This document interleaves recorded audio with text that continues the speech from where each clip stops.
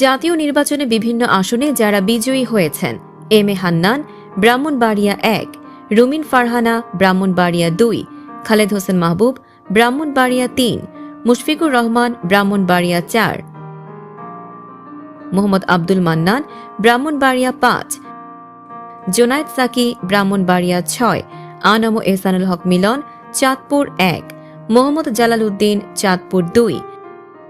Sheikh Farid Ahmed, Chandpur ৩; Mohammad Abdul Hannan, Chandpur ৪; Mohammad Mominul Haque, Chandpur ৫; Mohammad Shahadat Hossain, Lakshmipur ১; Mohammad Abul Khayer Bhuiyan, Lakshmipur ২; Mohammad Shahiduddin Chowdhury Annie, Lakshmipur ৩; A B M Ashraf Uddin Nizam, Lakshmipur ৪; Munshi Rafiqul Alam, Feni ১; Joynal Abedin, Feni ২; Abdul Awal Mintu, Feni ৩; Andalib Rahman Partha, Bhola ১; Mohammad Hafeez Ibrahim, Bhola ২; Hafiz Uddin Ahmed Bir Vikram, Bhola ৩; Mohammad Nurul Islam, Bhola ৪।